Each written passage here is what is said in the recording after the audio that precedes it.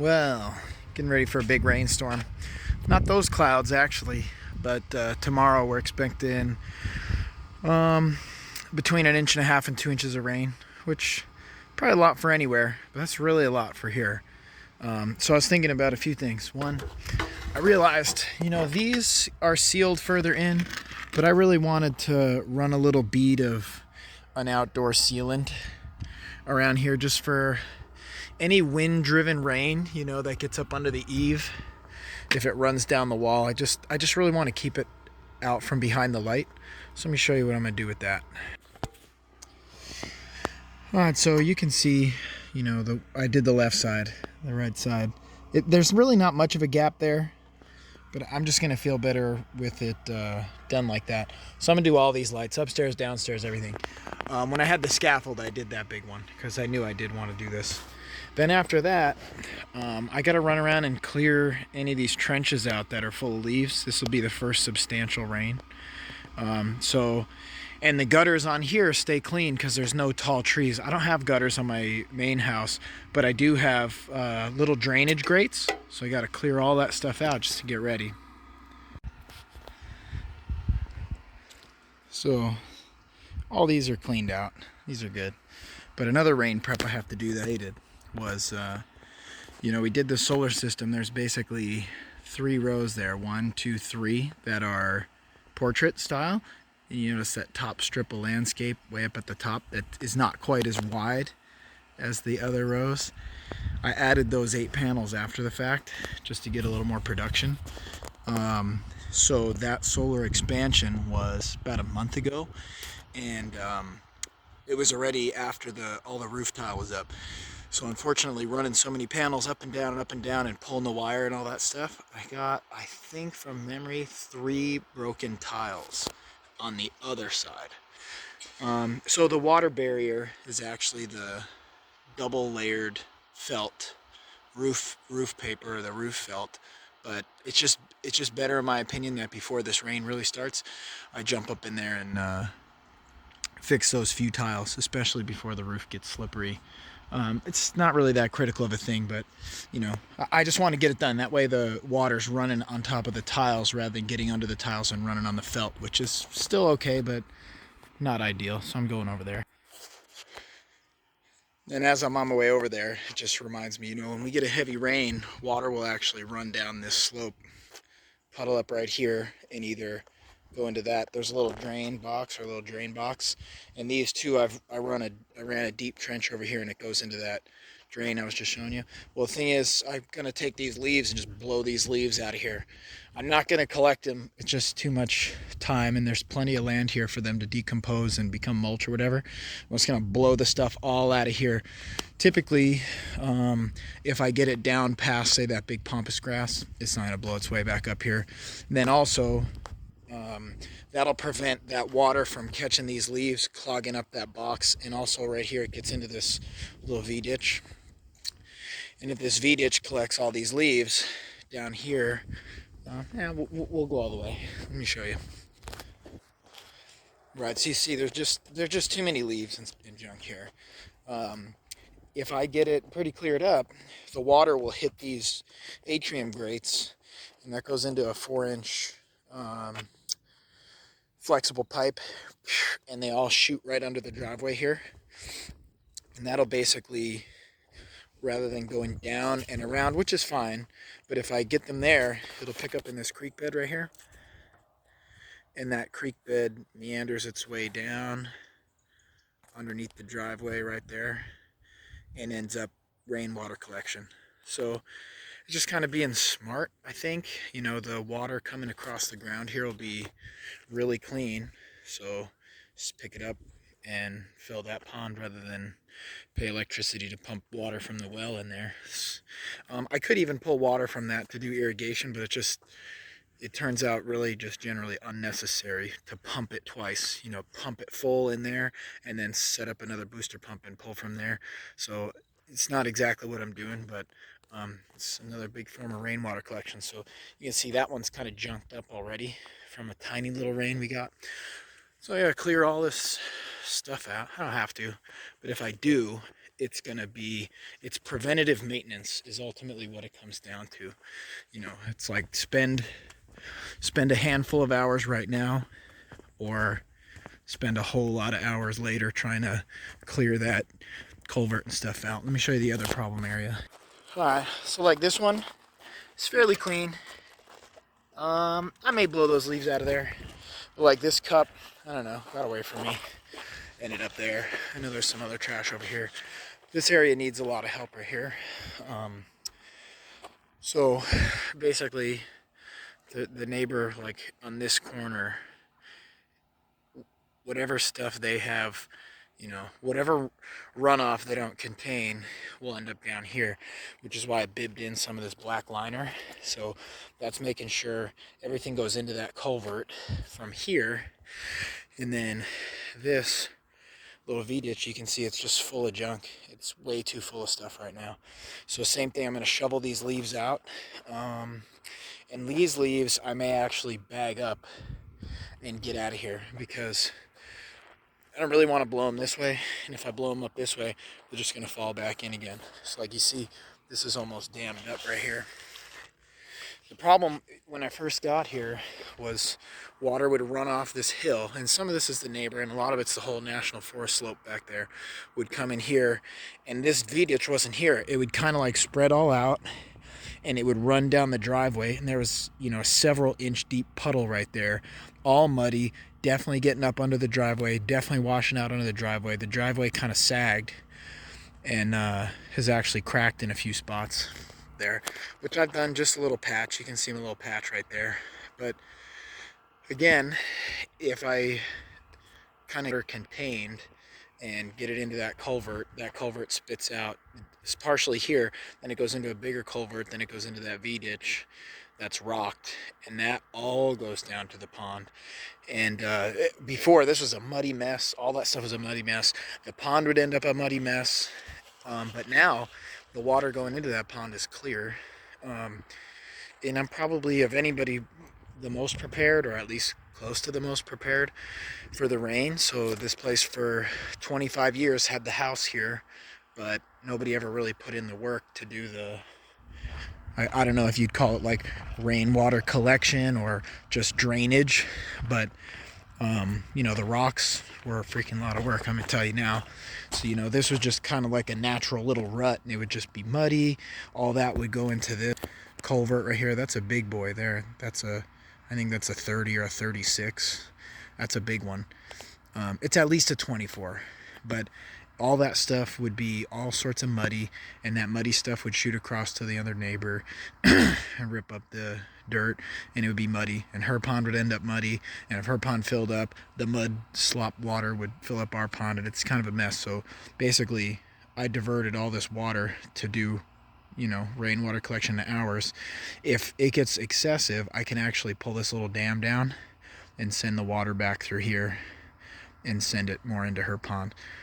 So technically, I'm redirecting the water, which I'm not supposed to do, but she purposely pumps that pond dry because she doesn't want to have wildlife coming for a drink, which is pretty sad. But now any water, this doesn't catch much water, but any water that does happen to end up in here still goes through that culvert and over there. So I'm just gonna make sure all this stuff is clean. I got like probably several hours of work to do to get that one straight.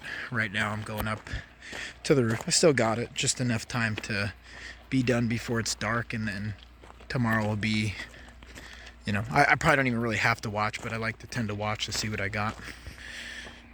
Oh yeah, and also this driveway tends to have a slight amount of fall towards the inside, which is kind of good, that way it doesn't run off the edge. But this was kind of collecting water here, so I did put in, this is actually a drainage grate.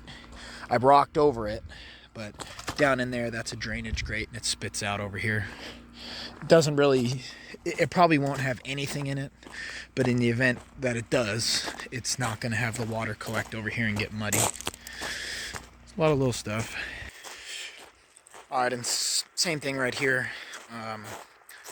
You know, basically knowing that the driveway was in, I'm kind of anticipating water. Some going this way, and some going this way. So whatever small amount ends up in here, boom, that'll just run right down that.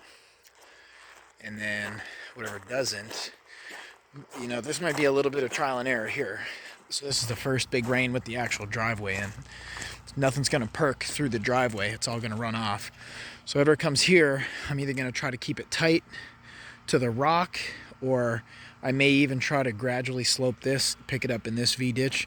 This V-ditch goes around and into another little natural water flow. So it's a little tricky. The good news is all these gutters and downspouts I have piped into the ground, and they come out over here. So, and I was just looking at this ditch the other day. It doesn't really need anything. You know, the work's already done. So that'll dump off right in here. Matter of fact, there it is. You can see that's just a little 3-inch one. Looks like maybe I was digging or somebody. But, you know, this is going to collect a bunch of junk, but it's going to stay in there. Before it would run down the driveway, we'd have big ruts and all kinds of stuff in here. It's a mess. And then the other flow. This one I'm just going to leave alone because it's been I'm going to call it a point of contention with a neighbor that's a little downstream. She's downstream from this, but then I'm downstream from her pond. It's kind of weird. But this area here, it really could use to be cleaned out. Some little wildlife back there. You're crunching around. So this could use to be cleaned out, but you know what? She's just so weird about it. Whatever, I'll just leave it. You know, worst case, this whole bunch of junk gets ripped all downstream and ends up somewhere else. If it stays on my side, I'll clean it up. If it goes on her side, she'll probably complain about it one way or another, both ways. Same, I just saw a little, so I think it's mostly the birds and quail and stuff, but it's a little thing. So like this, I could really, you know, if it was my way, I would dig this out, I would rock all this, I'd clean the leaves all out of there, and the water running off onto her property would be clean and clear and slow and non-destructive. But it's just, she wants it to stay how it was because she's unsure about how her side would handle a change over here. It's technically there's nothing she could do, but I'm gonna leave it alone. Same, you know, I wanted to do rock border right here. I put in this little log. This stuff I didn't do anything with as far as the level, just cleaned it up. So again, other downspout popping out right here. Not gonna do anything here, just gonna leave it as is. I'm gonna pull out those little saplings right here. This is an area that gets pretty muddy and crappy, and right there it gets a little low. So I'd like to dig that out and rock it, but I'm not looking to start a confrontation. So that's gonna be all trash. This is gonna be nice, and that's the way it's gonna be. So you can see that's the other downspout. Let me jump up on the roof. I gotta grab some of those spare tiles I got that I'm saving for gazebo, and I'm gonna put them in. Alright, there's the tiles. Definitely recommend keeping some spares. Here's the adhesive I'm gonna use. It's roof specific. Right there. Basically, that is like really common for solar work, and this is kind of like a result of solar work. Let me just shoot up the ladder real quick, because I'm gonna be carrying stuff. So I'm just gonna jump up, take a look, and then I'm gonna jump down and grab the stuff. So you can see the gutters are clean. No reason the gutters wouldn't be, but you know what? I can see one broken one already. Right there, see that corner piece busted off. I remember that one, and I think, yeah, see that one? That one is another one, and way up there, that one really broke. So it's not really a big thing, and it's to be expected. These Spanish tiles are not real friendly for walking on, but there's no real reason for me to get back up here and be running on these tiles again. And this is the backside that you really can't see unless you're way out in the national forest there. So that's why some of these tiles, I use some of the more ugly tiles. So, you know, I'm really just looking to fix it practically, and I'm not a roofer. So if you're a roofer, maybe got better ideas. But if you're a roofer, I'm not sure why you'd be watching a video on YouTube about this. So I guess it'd just be as simple as just call a roofer and have him fix it. But, you know, this is kind of like DIY all the time. So I'm about to jump up in there. This is going to be my tool right here. I got to get stuff out of my pockets. This is my go-to. I'm going to sneak this up under, catch the nail of the broken tile, roll the nail out, boom. Then the tile will slide, and that way I'm not disturbing all the courses of tiles above it or to the side. And then I'm going to slide the new roof tile in and do a little adhesive where it's going to stick to the, you know, on the top of this and then on the bottom of this down here, and I make sure I seal up those holes. And then they've held, and I've done this for 10 years, not on this house but on my last house, and really no problem. It's just occasionally you got to look and see if the adhesive breaks and the tile slides back down. You got to fix it again. So I'm jumping up there. Alright, broken pieces. Just gonna get them out of the way. As you can see, this one was totally shattered. So I've got all the tools I need here. This one's gonna be a little tough though, because this above has no wiggle room at all. So I'm gonna do the best I can. On this, normally I would just pry under and get it, but on this one what I may do is actually bust the tile out in pieces. So safety glasses and whatnot here. Alright, so that one, I got a little more wiggle. I can get at the nail hole a little better. Okay, now I just hooked the nail. I'm just kind of rolling it out the side here, and then I like to try to roll it on itself. Now, if that tile was really still usable, that would ruin it. So that method's only going to work if your tile's trash, but it's a tried and true method. Super critical part, where that nail went through the felt, just push in. You won't be able to get under there with the full caulk gun. Put some on your finger and push it into that nail hole as good as you can, and then smear it across the surface. That's your source of a problematic leak, realistically. So don't forget that part in addition. Now, let me get any of this junk out from under here. And when I go to slide this in, you can see I've got a hook under this one. But what I'm kind of looking at is keeping that pretty clean. And I'm actually just going to do it dry, and then I'm going to shoot the adhesive after. That's my plan. So I'll just show everything here, but I'm going to do a little pry right now. Slip this under.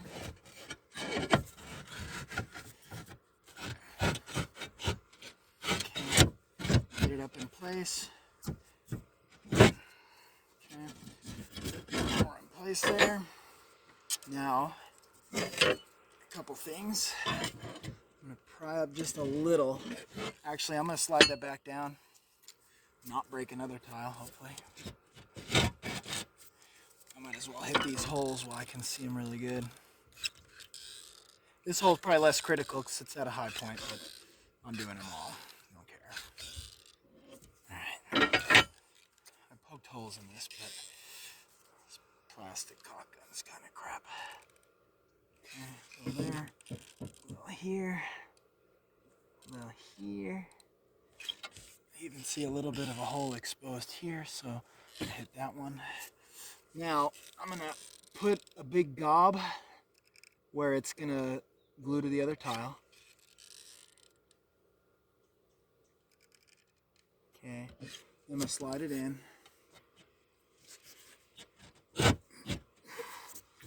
Get it to the level of the next course of tiles. And then I may even put just a little more. So what's going to hold this tile is a combination of this adhesive and the adhesive I'm about to put on it below. You can tell that's slightly different tile, so it sits a little funny. So for that reason, A little extra glue. That's one negative that I've had is I bought a whole bunch of tiles. They look the same, but they're slightly different. Now, I'm going to look at my contact point here. I'm going to jump down a little. And it looks like mainly right there. This would be the deal. So, I'm going to rely primarily on this point right here to hold it in. Okay. Right there, maybe a little goopy cleanup. So, kind of be nice to use clear, but that's what I got. I've come through and done a little touch-up paint before. So that's one tile down, and I found another one, so I got 4 to go. So let me get to that, and I'll get back with you.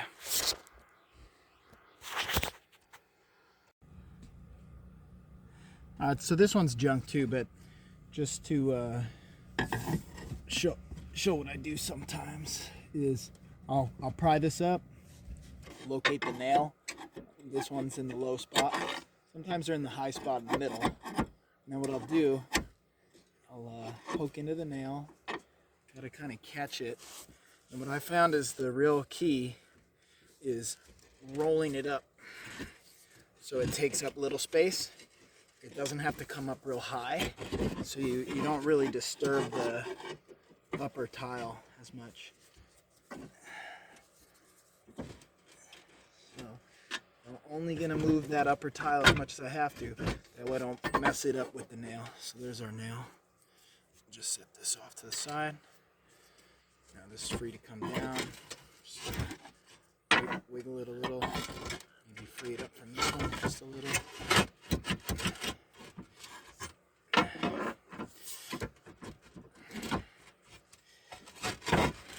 Okay.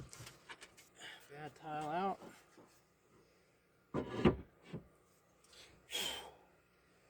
Do the same thing here. Get the new tile in. You know what, I was thinking too, maybe, hopefully you can see, right here, kinda, right here would be a real good spot for the adhesive too. So I'm gonna do that, but I can't guarantee you'll have a good view of it. So again, I'm gonna group the nail holes, the nail hole. So put a generous blob right here. Okay. Slide our new baby up in there.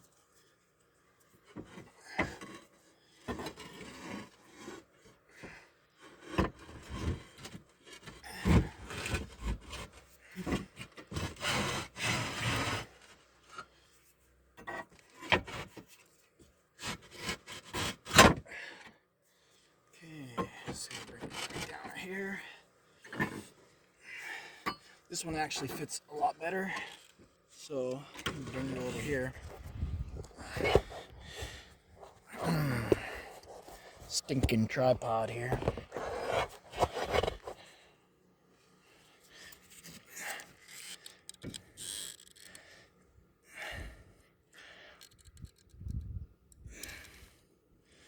Get a good blob there. You know, it's really unnecessary for me to put one here, so it's gonna be that. Next one, much closer to me here.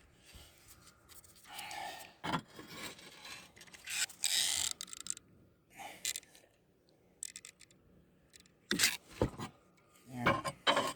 Yep, and same in the low spot. Looks like it's already pretty good. So that's another one. That's the only one I'm gonna show you. You know, I got a few more to go, 3 more, but that's me, the end of the video. Other than, check it out. I'm not gonna stand up here, but you can see it's starting to look a little stormy.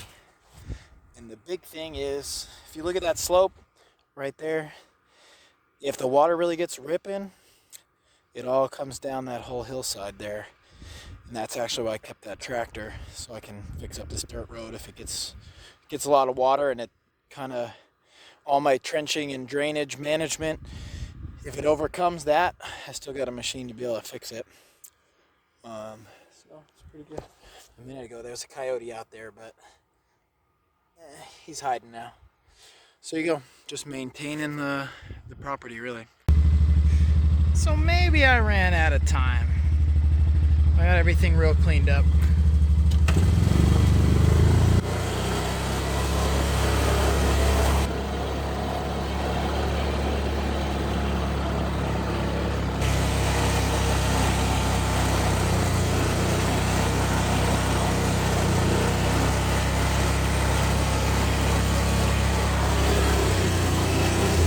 I think we're ready for this. We got it. So everything going in there is rainwater. That's why it looks so muddy near the waterfall there. Take all the water I can get. So for California it gets kind of nasty. Just I think mainly the elevation.